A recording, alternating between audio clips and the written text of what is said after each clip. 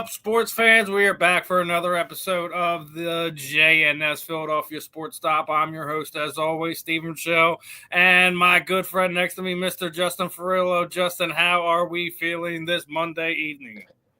Well, it's kind of rare. We only get like maybe one or two of these, if that, a season of where we get to do a show on a game day like this. It's a Monday. It's a Monday night little preview of the game, and I'm feeling awesome because I feel like the Eagles are going to go and pull off a victory come hell or high water. I'm hoping. And they have to, and we're gonna get into it. But I feel good, man. I'm ready to rock and roll, and let's get it popping. Yeah, we're gonna have some fun. We're gonna break down everything and anything. Philadelphia sports, Eagles sports. We'll talk a little baseball winter meetings, some of the newsworthy stuff that came out of that. A little Flyers, a little Sixers. I got a couple videos I want to play for you. But before we get into today's topic, I'm going to play a video for you guys. Some of you guys have seen it. Some of you guys have heard about it. Zach Ertz had a nasty injury yesterday. He regardless, being in Arizona, being in Washington, the last few seasons, he's always going to be an Eagle at heart to just about all of us here. Anyone who's been a fan of this team for more than the past 10 years, he means something to the city, not just being a tight end, not just being an Eagle. Him and his wife Julie were entrenched in this area for a while. So want to pull up the video, get your thoughts. We'll debate this. It's about 36 seconds.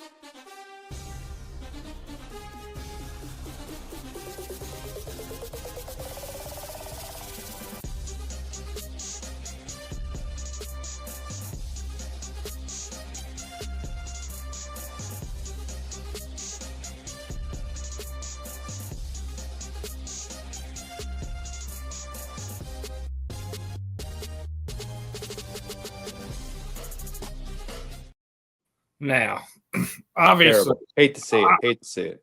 I'm going to say this right from the gate. Like I know a lot of people are trying to talk this away, but that's a dirty hit, dude. Like I get it. They're going 100 miles an hour on the field, but like anytime you're going at somebody, but below the hips, I have a problem. Well, I agree because you're a football player at heart, and you could. I get it when the bright lights are going like that and you're going 100 miles per hour. You could disguise it, or you could argue to the referees or to the media or to the fans and stuff. Well, dude, I'm just making it interesting. I'm in the moment. I'm in the heat of the moment. But as a football player, like only there's a collective group of guys that know you don't do that. You don't aim for the knees like that, And he did. So I mean, it was. I thought it was. I would have to agree with you on that, Steve. I thought it was a little bit dirty, and it's just really a shame to see Zach Ertz go down like that. I mean, he, like you said, man, he just passed Shannon Sharp for fifth most receptions as a tight end. I think you starting to put him in that conversation, at least in this era, as one of the the top 10 tight ends of this generation. Yes. So and he's 35 years old. It's probably going to be just about the end. If he comes back, it may be just for another season. If he even gets to that point, depending on how bad that injury is. That knee bent back at like a 45-degree angle. So there's definitely ACL. We got to see about MCL, PCL. Typically, when you see an injury like that, I think the only thing you can be thankful for if you're Zach Ertz that your knee wasn't planted your foot wasn't planted in the ground, so there was some wiggle room there. But super nice guy. He's always Commanders in these injuries, man. What's going on with the Commanders training staff? I don't even know why they had their boy out there yesterday. It was mind boggling to me that you throw Daniels. And Jaden Daniels, re-aggravates the injury to his elbow, and then that, Mariota's the one that threw that ball. But I mean, why? When granted, the season was a wash to begin with before that game was started. Yeah, like they had a rough start to it, and then the Jaden Daniels injury to top everything off. At that point in time, just shut him down for the rest of the season. What's the point? Really. Like there was nothing for them to play for outside of pride. And I get it. Jay Daniels is a warrior. We get that. But Dan Quinn, another silly move, to have them out there. But sucks for our boy ZE, man. You seen Alshon Jeffrey showing them love and stuff like that on social media. So yeah. That group is still always going to be a tight knit thing. But Zach Ertz, forever an Eagle, forever an Eagle, absolutely. But before we get into the meat and potatoes of today's episode, I had a comment on one of my TikTok videos a few weeks back, and it's going to bring me into the topic of the evening, right? So obviously our content goes up there, and the commenter basically was assuming my co-host, Mr. Justin Fiorillo, was none other than the Eagles running back and return man Will Shipley. So it got me thinking about some things about not only players in our own with our own Eagles, but other players that have likenesses to other people. So apparently Justin looks like Will Shipley, right? But I came across these things that NFL players that look like. So you got Aaron Rodgers, gosh, Jeffrey D. Morgan kind of got some like it.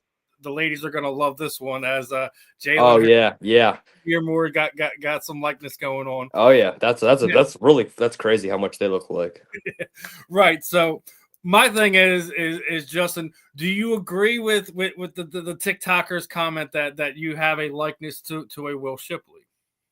And if not, I have to say on a very sub-generic level, kind of, yes, I guess, yes, I could see it, like, just from a zoomed out perspective. I don't think when you get close to each other and you look at our faces close up, I don't think we look anything alike.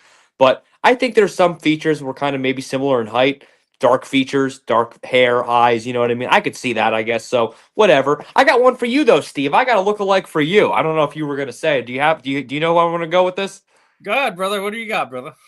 You're giving me Lane Johnson vibes. I don't think I got a big enough beard. But it's the beard. I mean, yeah, it's just the beard and got the silver hair going in his yet. Well, here's the thing. You can block for me. I'm Will Shipley. You be Lane Johnson. There you go. All right. Well, I'll take it. Lane Johnson, as long as I get his bank account, man.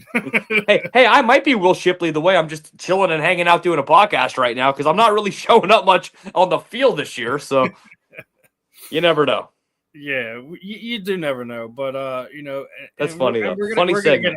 We're gonna get into that. Like I wanted to start it off with that. It was a little fun that we can have it with each other, and hopefully StreamYard's kind enough to kind of pull this one. But want to kind of get your thoughts on things. Obviously, Chargers are getting in there. Does Justin Herbert's broken hand make you feel any better about today? I know that he's been practicing with the case. Yeah. Does it make you feel any better about tonight, knowing that he's a little banged up? That there's a possibility that he may not be able to go. He may have an unfortunate situation, bangs it up, and they shut him down at least for this game to let the hand heal some more. What are your thoughts on the nicked up Justin Herbert doing some damage to us tonight? Well, I think anytime in general, when you see on the injury report or whatever, going into a game that a quarterback has anything at all with a hand, throwing or non-throwing, or just something, anything that has to grip that ball. I mean, you can't think of it from the opponent's perspective as a negative, right? That has to be, you don't wish injury on anybody, but from a strictly football perspective, it's kind of a positive thing, right? So, I think that is going to have a little bit of effect on the game. I think the biggest effect on this game, Steve, is the mini bye that the team had and the fact that the defense actually has played so poorly the last few weeks. I think that this time has allowed them to really reflect on it, really sit and dwell on their mistakes and just sit in it and have a chance to be like, okay, that's our one hiccup this year maybe. And I think the defense is really going to step up tonight. It's the offense that I'm obviously concerned and still have a lot of questions about, and we'll see about the offense. So. Yeah, we'll see about it, but in the preseason, right? Before the season started, not the actual preseason games, but they were doing all their lists and they were consistently putting the aforementioned Justin Herbert in front of our Jalen Hurts, right? But Jalen just shows up in the games that matter most, right? Just look at the career playoff games alone. Yep. Obviously that's a sticking point. Yeah, Justin Herbert's he's the prototypical quarterback. He's gonna throw. He's gonna give you 4,000 yards. He's gonna get you 30 touchdowns. He's the pocket guy and things like that. Jalen just does those other things differently in a way that I think is invaluable to this team. And I Yeah. think that's what separates the two when everything's all said and done. Yeah. I mean, do I think at some point in time we could see Jalen in an offense that could have him thrown for 4,000 yards? Absolutely, I think he can. He's been knocking on the door for 4,000, multiple times over the last 5 years. It's just it doesn't always work that way. And then last year we went extremely run heavy. Running the ball almost 420 times last season. So obviously, that's going to play into that. But it's going to be interesting. The matchup. Not only the Chargers, but Jalen Hurts and Justin Herbert. I think is going to be an intriguing one to see how they react to it, how they come back from it, and you were already talking about the defense. Now, I've been sitting there saying for the last few weeks, I kind of felt that JC was under the weather, and obviously ruled out. He had not one but multiple shoulder procedures that I kind of felt coming into the season he was dealing with a shoulder problem. I've had shoulder surgeries in the past before, just how he was wincing, how he was grabbing his shoulders early in the season. I felt like he had something going on there. Sure enough, as we get to now, we find out that is true. Yeah. Now, that being said, I think this opens the door for the potential of Ty Robinson, the Vanilla Gorilla, one of our draft picks this season, to kind of step up in that in that third defensive tackle role. Obviously, Jordan Davis and Mauro Mojo are probably going to be your guys that you're going to see mostly out there. But do you want to see Ty Robinson getting some more reps, get in the field what this game is, and hopefully seeing some production from him tonight? Absolutely. I had a chance to meet Ty in the Eagles autism event over the spring or offseason, whatever, and he's a really nice guy. He's a really big boy, and he's got the coolest nickname in football, the Vanilla Gorilla. So I want to see Ty out there. I feel like, as Eagle fans, we can all agree to, like, when have we heard Ty Robinson's name this year? Like, he's I mean, and I understand. He's only had a handful of snaps, too. So, yeah, go ahead, brother. Well, no, you're right. I mean, he hasn't played much, and he, with the star power names, with Carter and Davis and Ojomo. I mean, he's not getting as many reps as the other guys, obviously, but he's got the nickname. He's got the. I mean, at Nebraska, he was an absolute stud. I mean, he was a steal of the draft. I thought what people were saying. So it's time. Let's see what he got. Let's see what he got. Yeah, I think it is time, and I'm looking forward to seeing what he can contribute. If he does see the field tonight, I'm excited for his opportunity. Now, granted, it's definitely not good when you see, one of your top picks in Jalen Carter have to go down, have to get surgery, multiple surgeries on his shoulder, but Yeah. It's just part of football, man. It's that time of year, all the injuries that we seen happen yesterday, it just gives you a chilling reminder that, this game stops for absolutely nobody. So, yep. True that. And before we get into breaking down this matchup where we like what we don't like, we gotta mention our boy Mekhi Becton. He's a lost soul out there in San Diego right now. He switched his agent mid-season. That tells you enough that needs to be said right there. He only has played 100 of the snaps, 3 out of the 11 games that they've played this year, and now he's openly voicing his concerns on how the team is handling his snaps. You see the writing on the wall that Mekhi Becton's probably going to be released at the end of the season, and there's a good possibility he could very well wind up back here in Philadelphia. From your mouth to God's ears, because I hope you're right, man. Because I don't know why it seems like he was like one of the biggest. It was his losing him turned out to be such a bigger deal than we thought, right? Because go ahead. Oh, as you're going to mention that, like, I won't finish your point. I got something to kind of play right off of that. Well, I mean, that was kind of the point, I guess, in Okay, the sense of it, I yeah, it was got just I got you. So when we're talking about missing Mekhi Becton, right? yeah, You go look at pressures allowed among all the guards this season, yeah, and our boy Tyler Steen is inside the top five.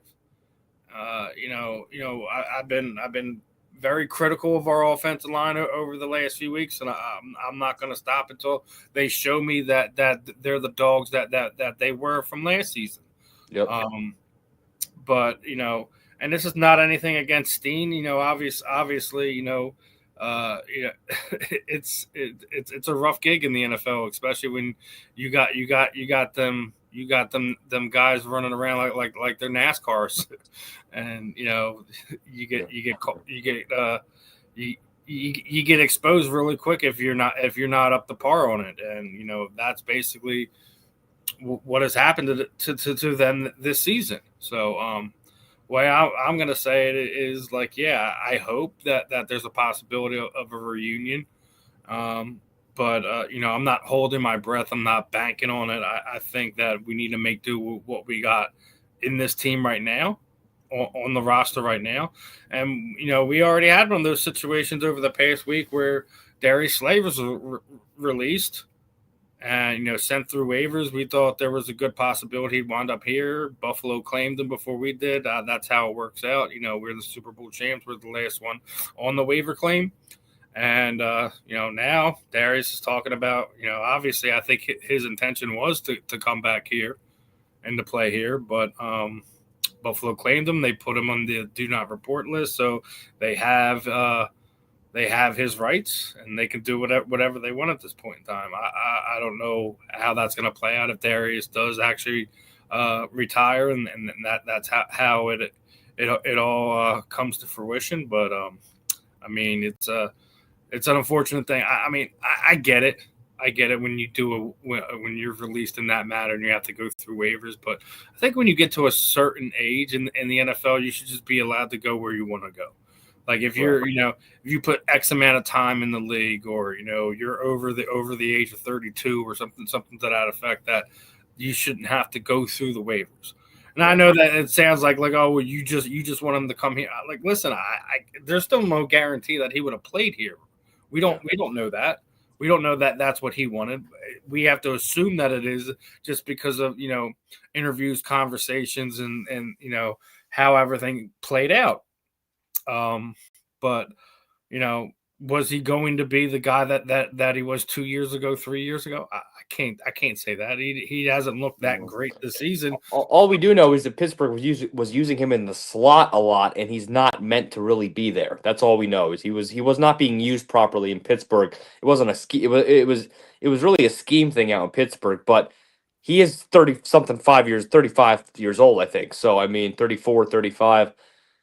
Would it worked out? But also, is he better than what we got right now? So that's the big question too. Yeah, So I mean that's where you could definitely say, like, is he better than a Dory Jackson or Caleb? Absolutely, but he's also one of those veteran voices that they can kind of help each other out, and whether it's in the film room, on the field, little things, man, like that veteran savviness is not something you can just ignore or talk away. yeah. It's I think Fun fact for our viewers: I actually drove Big Play Slay to a signing one time. I don't know. I think you know that, Steve. yes, I've seen your post. Spent the day with them and stuff. And let me just say, I have no reporting, not knowing information about this or anything. But all I can know is all I can tell you is that he loves Philadelphia and loves the fans. So for sure, and I hope he's an Eagle. I hope he somehow ends up back with the team. I don't think Buffalo's going to renege on that. I think they're gonna play hardball, and I don't think it's a smart move when Drew Rosenhaus is your agent and you have more than a handful of the guys on your team that works with Drew. That could very well backfire in Buffalo's face if they don't find some amicable way to kind of make things happen the way it needs to. Yeah. But, well, maybe if I'm him, I just suit up them and play with Buffalo, because hey, shit, dude, the Chiefs aren't going to make the playoffs this year, so you might have a chance if you just get in, you know. I mean, I'm saying, I mean, if he wants to still play football and he has to play for Buffalo, you know. it's not the worst place to play, but I mean, it's definitely Yeah.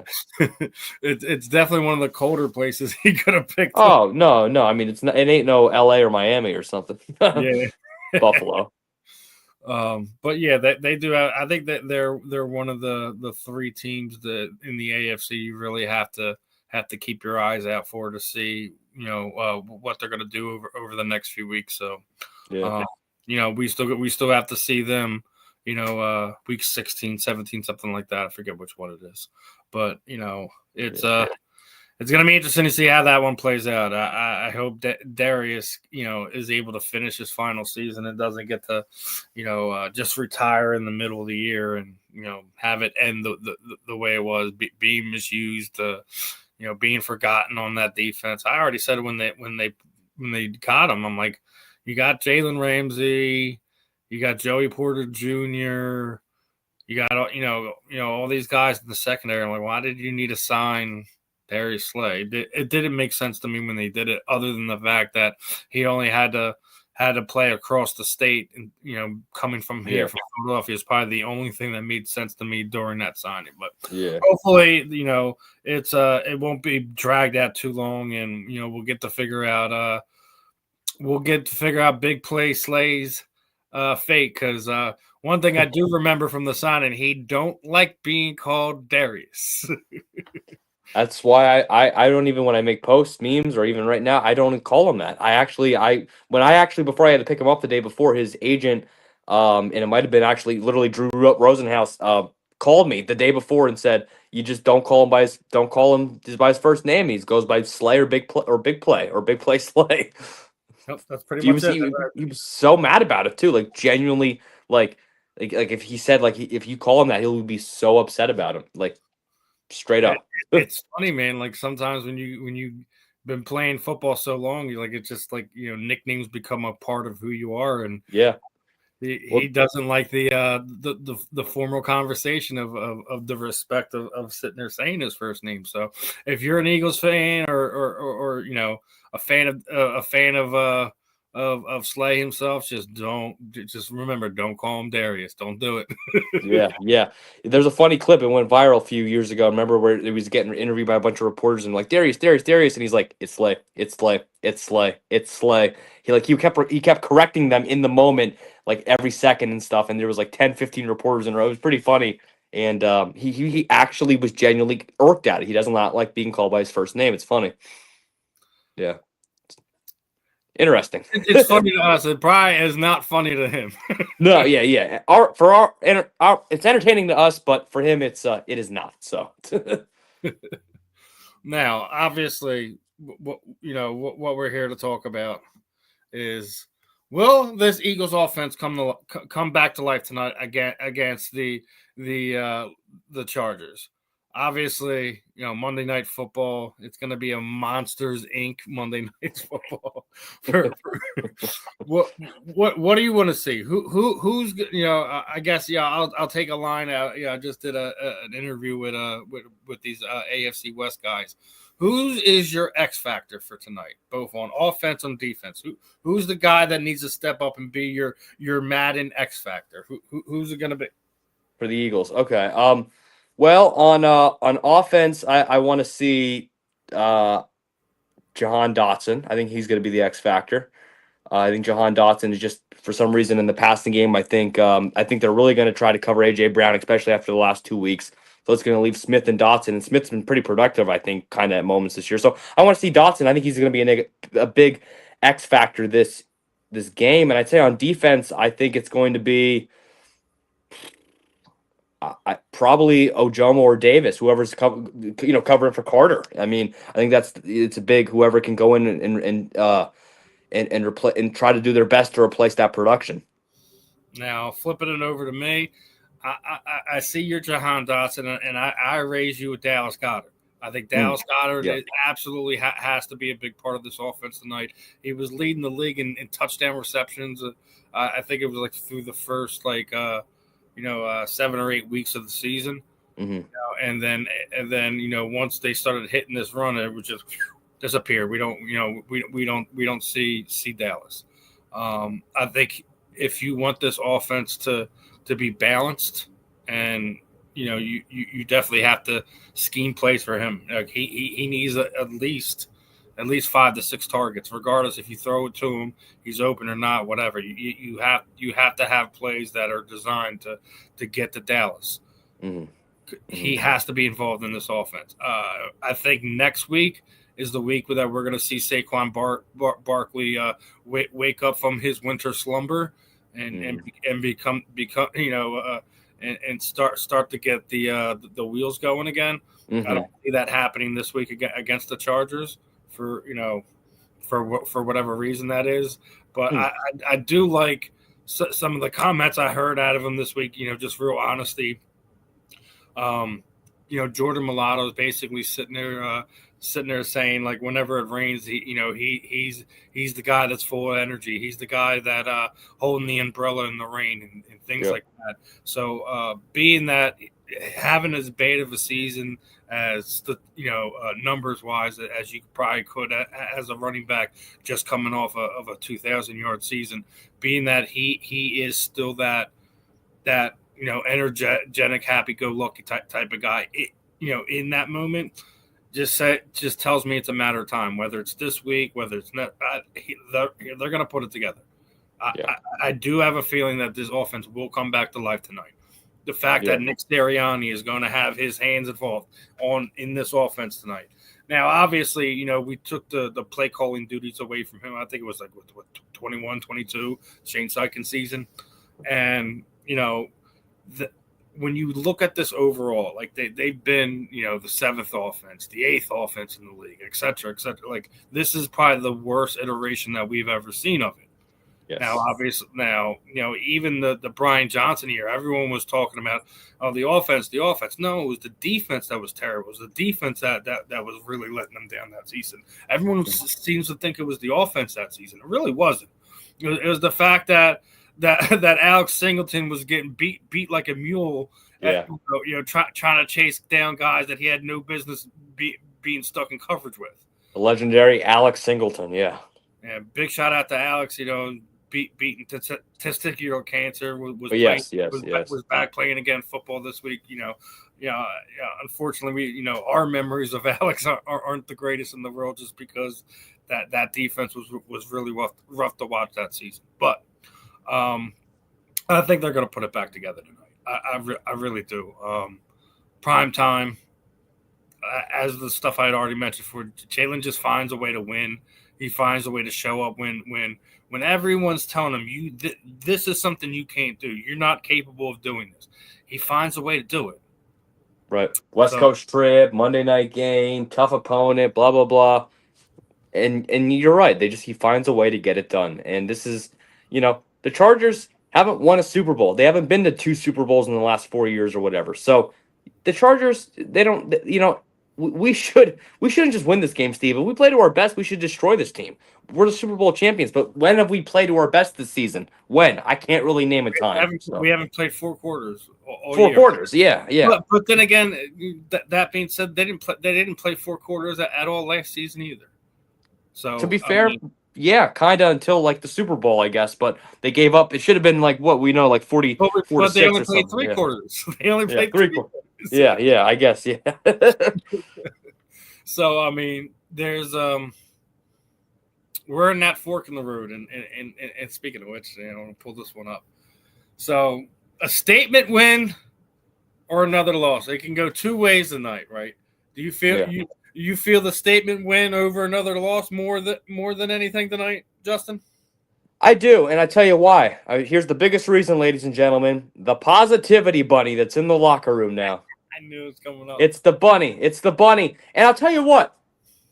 It sounds so silly and so stupid, right? But it's just the thing. It's just the thing that would work, right? Like, it just would, because, like, if you actually win the game, what do you think everybody's going to say on Monday? Well, it's a Tuesday, Monday Night Football. Tomorrow, Tuesday, if they win the game. The bunny. See, they put the bunny in. Not only that. If they happen to win tonight and win big, man, we're going to have to deal with this bunny the rest of the season. You know that, right? Fans are going to go nuts. You're going to have grown men and or women dressed up as basically the Easter bunny the rest of the season.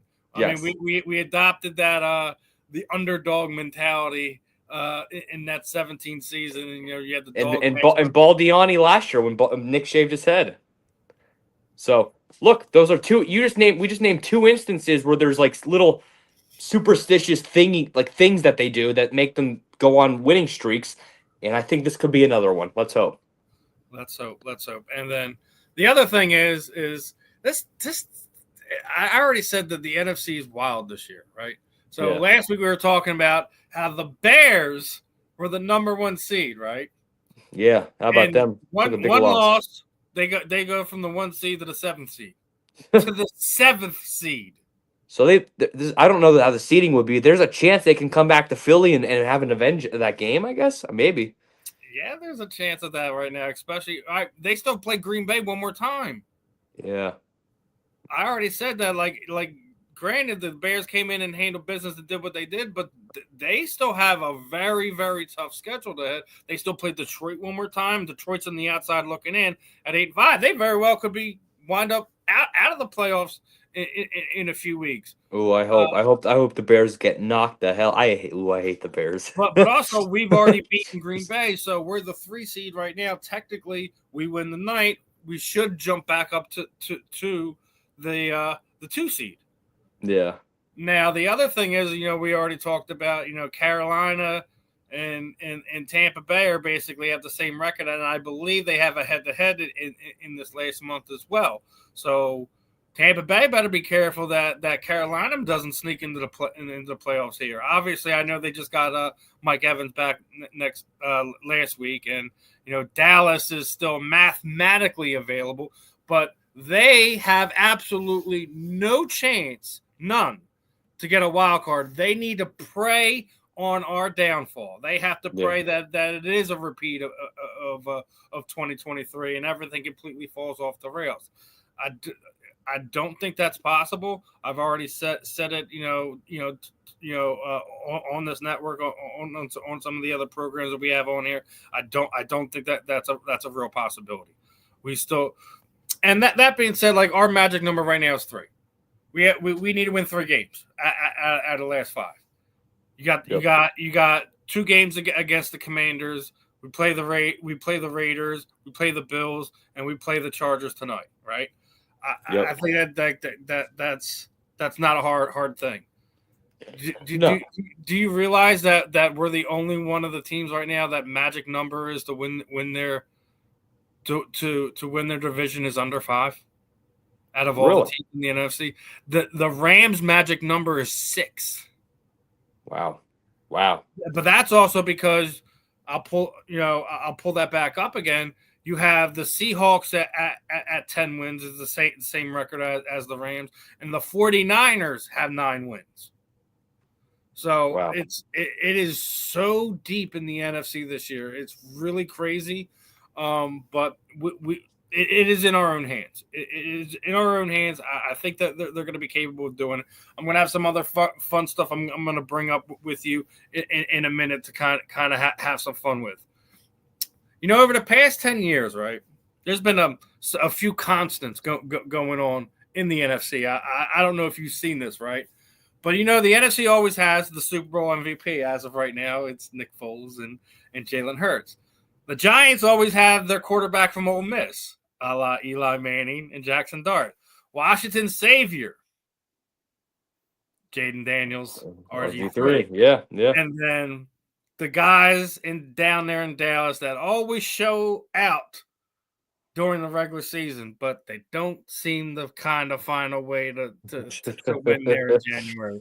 Missed a la Dak Prescott, who only has 2 career playoff wins, and Tony Romo, who has 2 career one. No, he has 1. I'm sorry, he only has 1. Gotta love the NFC East. Gotta love it. It's one of those things, and actually, we got to give Dak some props here. Just past the aforementioned Tony Romo as the most passing yards in Cowboys history. So how about that? 9-10 years down there in Dallas, he's done a lot of work in the regular season. I'm going to continue. I remember God. I remember when it was yesterday when he was in that preseason game and he came in and he took over for Romo and he started lighting it up. Remember that? That was Yeah, I mean felt like it was he's one yesterday. of, he's like one of those things, a fourth round pick that just once he got in there, he's never let the reins go. So I still say it like this: if he was on any other team, he'd probably have a Super Bowl championship. Oh I yeah. honestly believe that. If he was anywhere but Dallas, he would be a champion. And it sucks that he's been loyal to them and stuck with them and signed that big contract and all that other stuff. But I'm gonna get two other Eagle ones in here, and then we'll start to play around with some of this other stuff. Okay. All right, out of all these former quarterbacks, you need one of them to give you a last minute drive to win a game. Oh, this is Who, tough. It's who are you tough. picking? Are you picking Donnie Mack? You picking Carson Wentz? Are you picking Michael Vick? Or are you gonna stick with our Super Bowl champion MVP, Mr. Jalen Hurts?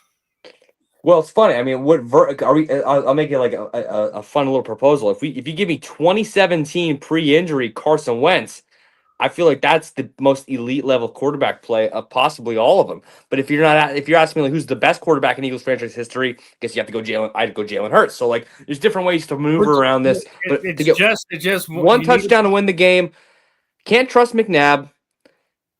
Vic I think did a do it lot of people against. hate on McNabb, man. He did the most with nothing. He Nothing. did. Take the TO years away, man, and even everything after that. What he did from '99 to 2003 is Yeah. remarkable. Yeah, yeah. No, yeah. Number 5 will always love you. I'm actually I know we talked about it. Maybe get some items signed by him this Friday down at the Philly show. He's going to be at the Philly show, so definitely going to try to go down and meet him. I'm going to go to answer your question, Steve. I'm going to go Jalen Hurts. I don't blame you there. I really don't. Michael Vick had amazing stuff. He had an amazing arm, but not all the time. When the lights were on him the most, that he was able to shine like Jalen does. And I don't think I would go away from Jalen right now just because I know a lot of people like to put Jalen down, and it's ridiculous. And this is going to make this question even more harder, right? Right. Right. So, who's the best trios that you've seen? Who's the better trio? Is it McNabb, Westbrook, and T.O.? Or is it our current iteration of the trio with Jalen Hurts, Saquon Barkley, or A.J. Brown? I know I'm painting you in a real corner now. Yeah, that's a really tough one, a really good one. I'm still a firm believer that T.O.'s best year was better than A.J. Brown's any best year. So like, I think you might have T.O. in that matchup, but you definitely got Barkley in the Westbrook matchup. But shout out to B West, we love him. But quarterback's kind of close. Oh man, dude, I'm gonna go with the Hurts, Barkley, and Brown because I feel like when you have like arguably one of the greatest rushing seasons ever, that might just put you kind of over the top. And Brown's done it consistently and for many years, and he's closing in on another four straight seasons of 1,000 yards, straight in the season and whatnot. And then if I think Hurts is the best quarterback of all time in franchise history, that means I'd have to take him over McNabb, I guess. So I'll go with that. I'll go with the right side. So, and I'm going to go with the left. As much as Oh, I wow. love the Wow. current iteration, now I'm going to explain this one to you. First off, B West is Saquon the better pure rusher, without a doubt. Yes. But when it comes to catching out of the backfield, you're playing. I see what you're saying. Yeah. He gave you that other element. The screen game. Remember his screen game was insane. The best screen running back that we had here was what wasn't Brian Westbrook. It was Darren Sproles. True. But when we're talking about that trio, I think you're right. I think that T.O. was better than Brown. If we would have able to get past 2005, I think you would have seen what would have happened over those next few years, and we would have probably gotten a championship. Yeah.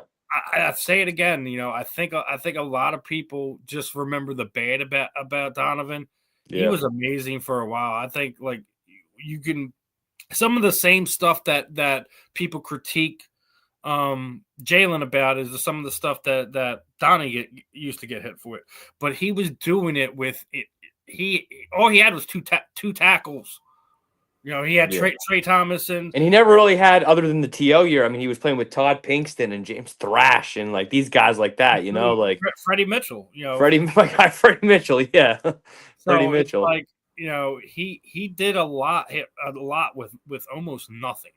He did it with basically 2 all-pro tackles and a revolving door of guards and Hank Fraley as your center. Okay, nothing against Hank Fraley. That's ain't no Jason Kelsey. He's no Jason Kelsey, nor is he a Cam Jurgens. Yeah. So you know, he did it with less of an offensive line. Jalen has the better tight end. You know, nothing against L.J. Smith or Chad Lewis.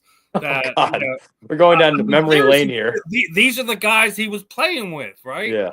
So as much as we were hard on Donnie Mack, remember what he had around him. His defense is what kept him in a lot of those games, to give him the opportunities to put drives together, to put points on the board. It wasn't until T.O. got there where they were really able to stretch the field and hit you with those explosive plays. I think if you put Donovan McNabb in this offense right now, you would see him put up ridiculous numbers. I think, you know, nothing against Jalen. He throws a beautiful deep ball. I think. Oh yeah, McNabb was great though. Yeah. Yeah, and you know, hopefully, you know, you get to talk to him. You know, this coming weekend at the Philly Card Show. You know, show him some love and you know, get in his ear a little bit and see if you can pick his brain a little bit about what's going on with this current team here. Well, if they make it quick, I already know what I'm going to say to him. I'm just going to say, number 5 will always love you. That's just like his famous thing. Remember, he said that one time, and I'm like, I said, if I ever meet him, I'm going to tell him that. So that's what I'm going to say to him. A lot of people think he hates on Jalen. I've heard his thing. I heard like some of his interviews he did with Ike Reese on WIP. I just think he's a quarterback, so he's always going to look at it from quarterback's eyes. So he's always going to see some things that maybe we don't see, little tendency things that he does.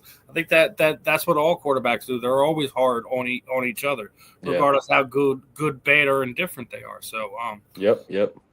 We shall see, though. I think came across those graphics. I thought it would be a little cool to debate, especially since we're getting ready to go meet them. But let's talk a little baseball, because winter meetings just came up, right?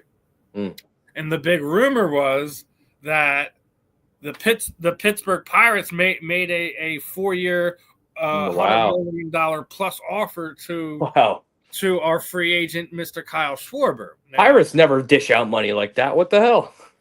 Well, they can't have a Cy Young Award pitcher sitting there with no offense whatsoever. Paul Skeens, man, he's the truth. He is the truth, man. That poor kid, as probably would have been not a single vote would have went to anyone else if they had any type of offense. I think he was one of the first pitchers of all time to have a losing record with a sub-2 ERA. So I mean, they need offense something fiercely. So yes, I would understand it. Now I'm gonna sit there and say it like this: I've already in my heart accepted that I think this is gonna go south for us. That we're not gonna retain him. So one of the things I want everyone to look at right here. I came across this. I just could not bring it up. That this, as much as power hitting is fun with this team is produced things like that. Man, we need a real hitting coach on this team, a real one, like ASAP. Look at some of these chase rates for balls and strikes outside of the strike zone. Schwarber's obviously at the bottom of the list. Still 21, almost 22% chasing pitches is not good, but good God, Nick Castellanos is killing. Oh God, 40.9%. You got to be kidding me. Almost 41%. I mean, you can just close your eyes and I picture him striking out right now.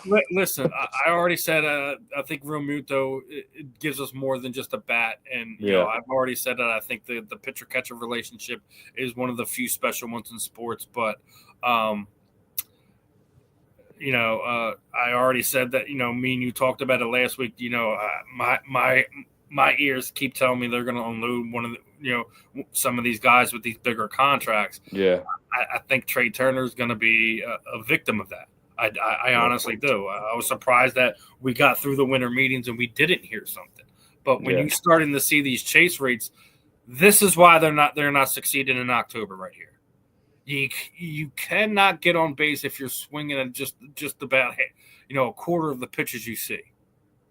No, especially if they're out of the strike zone, man. You got to get on base. You got to get walks. If you're not getting your pitch where that you can tear the cover off the ball, take it. Yeah. I'm not even kidding. What is Ryan Howard doing right now? He would be the perfect hitting coach. As much as he used to chase, you want him to be the hitting coach? Come on, don't tell me you remember that, brother. Well, I mean, he's a big name, and a lot of times, do baseball teams, do they not bring in the big name? They bring in the big names to be the hitting coach. But I mean, I know he did chase a lot. You're right. I already I already said it. We'll go to a more technical hitter. I'll think of somebody else. Bring in Don Mattingly. We already talked about this. We already talked about this. His son is the general manager here. Right. Bring him in as a bench coach, man. Donnie Baseball would get it right, man. Look what he did. Look what he did with the Blue Jays last season, man. Somebody make the call. He spent how many years down in Miami? Yeah. Like, dude, come on. I love that right there. I think that's a match made in heaven. Yeah. You get father and son to be able to help this organization win another championship, and to get the potential to get Donnie Baseball his first World Series. I think that's there. You can't put a price tag on that. Hopefully that the front office is smart enough to put that together, because that was the rumor that I was hearing. I'm surprised that we didn't hear that they had taken some type of role inside the Phillies organization. We'll see what happens, and I'm still a little irritated with baseball as a whole right now after the debauchery that happened last night with the Hall of Fame voting. That's an argument for another day. Obviously, there weren't any Phillies available but one. You vote in one guy? It's sickening. It's absolutely sickening. I'm the class of one, the Hall of Fame class of one. And you have a laundry list of guys that are eligible, available, and should have been in long ago. Now, he wasn't here long. Dale Murphy, right? He wasn't here in Philadelphia long. But in the 80s, there's only one guy to hit more RBIs than him. Eddie Murray. He's a Hall of Famer. There's only one guy that in the 80s hit more home runs than him. That's our Mike Schmidt. Hall of Famer, yeah. So why isn't Dale Murphy in there? I don't know. It sounds like he should be. It's absolutely ridiculous. It just drives me mad. I've talked about it on this program. I've talked about it on other programs. Yeah. That not just Major League Baseball, but as a whole, Hall of Fame voting needs to absolutely change. It needs to be put in the hands of the guys with the buses, the guys with the golden jackets, regardless if we're talking football, baseball, or whatever. Take it out of the writers' hands. I've had enough of it. Should they get a vote? Sure, they should get a vote, but they shouldn't get a percentage of they need to have X amount of percentage of their votes. No. It's utterly disgusting. It doesn't matter which sport we're talking about. Baseball, football, basketball. I don't care. The writers shouldn't have that much say on guys that come in. Yeah. Veterans, Hall of Famers, even the current players, I think they all should have 75% of what you need to get in. That the Baseball Hall of Fame writers, yes, they should get a vote. But it should count for 25% of what needs to be. That should be the determining factor. That if it's 100% or 50%, something to that effect. Not to the point where they're keeping guys out. Let's not even go in what they did to Pete Rose, who wasn't even a finalist, by the way. So like that's a whole nother argument. And Pete Rose, that's a shame. Ridiculous. You could bet on baseball games on your phone now, and he got banned for baseball. I mean, it's just crazy. The guy was betting on his own team. Stop playing with him. But now we were talking about this a few weeks ago when we were talking about hockey, that we were looking for the Broad Street Bullies to come back. I want to play you a little 30-second clip of our Flyers playing against one of our rivals this week, man. Check this thing out. Because Oh boy. Hey. And this is against Yeah. Giving them the work. I told you, man. They've been talking to them bare knuckle guys. You got to watch out for these Flyers, man. They're watching your interviews, Steve, with all the bare knuckle fighters you're doing. Listen, they've been talking. I think it was the kid Johnny Cannoli. Johnny Garbarino, he was one of the guys that went down there that helped them, that did some stuff like that. But seeing that fire out of these guys, like I already said, I think they're going to be a playoff team.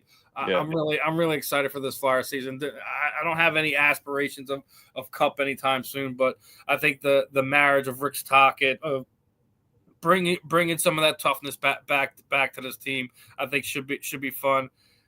If you guys, girls, or anyone in between that have been out on these Flyers, the last 10 years, and you do have a love for, go check this team out. They're worth watching. They're way more worth watching than what we're saying about the same team in the same arena, which is within our 76ers, because they started off hot and they ain't been looking good. Now that's going to get us to our next point is we came across this one. Now if the Sixers were winning, Maxey would be in MVP talks. Me and you were talking about the whole MVP thing. I think one part I will agree with that is that I don't think Tyrese Maxey gets enough love from the national media, from the regular Philadelphia Sixers fan. I agree. Yeah, he is the voice of this team now. I've already said it. I think Joel's time's over, and we'll get to that in a second. But Tyrese Maxey is your team captain now. He's the leader. I'm the captain now. Exactly. I'm the captain now. I can actually picture Tyrese Maxey being his head on that meme of the Pirates saying, "I'm the captain. Look at me now. I'm the captain." Joel, get off the damn boat. Yeah, and speaking of which, me and you talked about this, I think it was 2 weeks ago. The potential of the Joel Embiid being at an end. Yes. Now, we made one specific place that we would like to see him go because of who would be coming back to us. It's been growing some legs and getting around on social media. I'm not sitting there saying I'm the one that coined it. I'm not. But if you're able to send, if it's both Joel and Paul George, or it's just Joel in a package, the only thing I'm going to say is Vengecombe and Tyrese Maxey cannot be a part of any trade that sends Joel B to Milwaukee that brings Giannis here. That's the only thing I'm gonna say about that. Now, I think me and you both agree. You put those three together, that's an exciting team to watch. Oh yeah, absolutely, and I would agree. Look, if their name isn't VJ Edgecombe or Tyrese Maxey, I don't care how many picks or how many players to an extent, and Embiid, I don't care. As long as it's not Edgecombe or Maxey, you got to give up to get Giannis Antetokounmpo on this basketball team for the next foreseeable, many years to come. I don't know how many years, but, you got to make that move. So you're willing to at least part with the next 2 years picks to bring Giannis here? Well, I'm not trying to give up all the picks, but because you got to build around Maxey and Edgecombe. So it's like if you keep Maxey and Edgecombe, yeah, and you also keep the kid from last year, what was it, Jared McCain? Yeah, Jared McCain. Yeah, you keep him. You definitely have to give up two firsts to get Giannis here. Well, I think you still do it because you're going to have Giannis for more than the 2 years. He's run a championship. He's proven he sometimes has an injury bug, but he's way more healthier than reliable than Embiid. So, hey man, I think you do it, and maybe you could find a way to move other pieces around and get some picks back other ways. I don't know, but I think you do it. I think you do too. I think I just laid out a really good potential trade package there. You keep Jared McCain.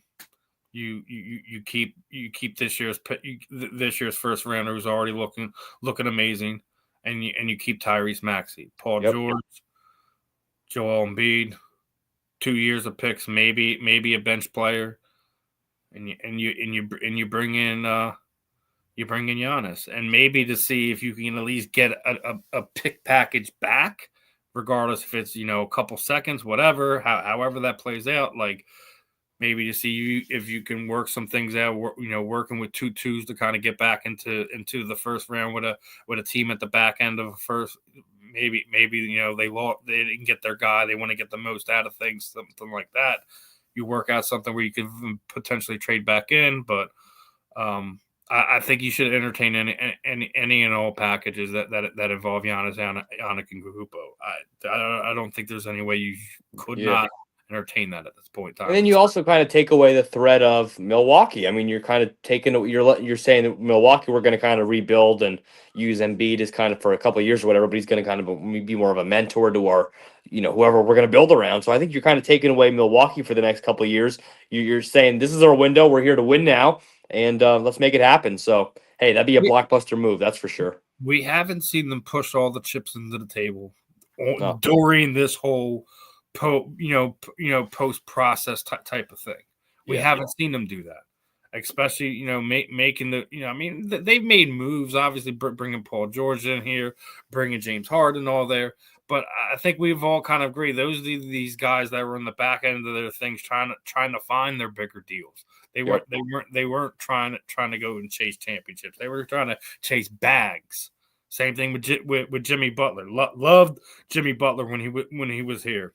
And I agree with him that Tobias Harris should have never been re-signed over him here in Philadelphia. So, but I mean, it's hard. We can look back and nitpick at things and things of that nature, but it's one of those things where if you're a basketball fan, you're a Sixers fan, you have to do whatever you can to try to find a way to win now, because this isn't going to happen with the current setup with what you're going to do. No, it is not. No disrespect to PG Paul, no disrespect to Joel Embiid or anything like that. Just I think that it's run its course. Yeah, it's just I mean, here's a good thing, I guess, in the sense of if they don't make any big moves here, like I don't know when the deadline is or whatnot. But we got, like I said, we're only like barely a month in. Yeah. So they could still make a move, but I'm saying if they don't, at least you could say if they're all healthy going into the playoff with George and Maxey and Embiid and all that, it's like okay, then we have at least one chance to see what it looks like all together. And then if it fails, it's like all right, well then you got to break it up. You got to do what you got to do. So now my last thoughts is, I know we said it was a close game. We're getting down to the last few minutes of the show here. Put a number to it. What are your thoughts? Monday Night Football, score wise, Eagles. Going like a really typical, just easy prediction score. Eagles 27, Chargers 24. I think it's gonna be lower than that. I think it'll be 20-17. All right. We'll see. 2017, late Jake Elliott field goal locks it down. I think Eagles do start to figure things out, but I don't think there's going to be an explosion. I don't think they're gonna score more than 20 points, more than 30 points. I hope they prove me absolutely wrong. I hope that either way, it's a win. Either way, it's a win in both of our predictions. It's a win. It's a win. It knocks that magic number down to 2. It makes it even harder for the Dallas Cowboys to potentially find a way to creep back in, because they have an easy schedule. The only tough team they play is in 2 weeks against this Charger team. Wow. They play the Vikings this week, and I think the rest of it is a bunch of nonsense. So we'll see what happens. I'm excited for tonight's game. I'm looking forward to seeing the Eagles get back to their winning ways. We will see what they deliver us Sunday, and let's go Birds. And go Birds, man. Let's get out of this funk. Let's finally win a freaking football game, right? And, obviously we'll be back next week. Justin, outside of what you've already mentioned last week, obviously we talked about the Phillies card show. In the following 2 days after that, you're going to you were doing media work, working with giving back to families for the holiday season with Seth Joyner. Yes. Do you have any other plans on some unique media, opportunities Yes. over the rest of the month? Yes, I do. Thank you for asking, Steve. This Thursday, Kenny Yeboah, a former Jets tight end. You know Kenny Yeboah? Heard the Not off name the top of my before? head, Okay, he's not a household name. He's actually currently on the Detroit Lions, but he got injured this year. He's one of their backup tight ends. He got moved over from the Jets to the Lions. It's a long story. He actually lives in the Downingtown near Philadelphia area, and he's rehabbing. He's on injured reserve right now in his home area. And this Thursday, I'm going to do content and capture media for Kenny Yeboah going around to a women's shelter in the morning first. We're going to do a holiday giveaway there. And then we're going to an elementary school. Forget the name of it. We're going to an elementary school right down the road. And then he's going to finish off the morning by going to the school and giving away holiday, like Christmas stuff to all the kids and stuff there. And I'm going to document it. And it's going to be a good time. So. Love it, man. Love to hear that type of stuff during the holiday season. Man. Hearing our athletes giving back. And then the Philly show on the 12th. I'm going to meet McNabb and Vic. I bought photo ops and stuff for them. And I'm going to see my guy BG, Brandon Graham. So a lot of big names going to be there. Ask for BG for some crooked tea, man. Yeah. Hey, for as many times as I've seen him by now, and you've seen him and stuff, it's like he owes us at least a couple of them. So I will. I got you. So good one. Obviously, I appreciate you going to the card show. You're going to be helping me retire my McNabb jersey. Yes. I'll never be able to wear that thing again.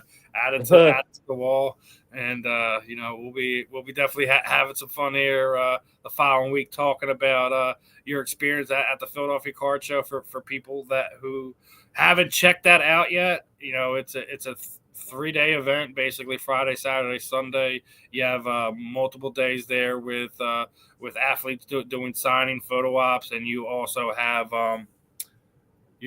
the opportunity with the actual card show. There's stuff they do a lot of stuff. Pokemon. There's it's not just your typical sports card expo type thing. So guys, just type in Philadelphia Card Show. Should be the only thing that really pops up when it comes to that. Other than that, again, guys, appreciate everyone for tuning in, for showing us love. Us here. This new venture me and Justin are on. We are actually 50. I think it's 58K away from 1 million views on the YouTube channel right now. So I can almost guarantee that we're probably going to hit that before the end of the month. I do have another interview that I'm going to be doing this Sunday. She's fighting December 20th. That's Crystal Van Wyck. And so another bare knuckle fighter hopping on with me. Just did Justin Street yesterday morning. We did a pre-record, aired about 5:00 here on the South Florida Tribune channel. So guys, make sure you're showing us some love. Make sure you're checking out Justin's content. And Justin, just for a quick reminder, let everyone know where they can find you on social media before we get this thing wrapped up. Instagram, Justin_Fiorillo 94, and then on YouTube, the Eagles Wingman. So there you go. Appreciate y'all. Yeah, appreciate everyone's time. So other than that, that's Jay. I'm S. This was another episode of Jay and S's Philadelphia Sports Stop, and we will see you guys next week. Peace out, my friends. Go Birds out.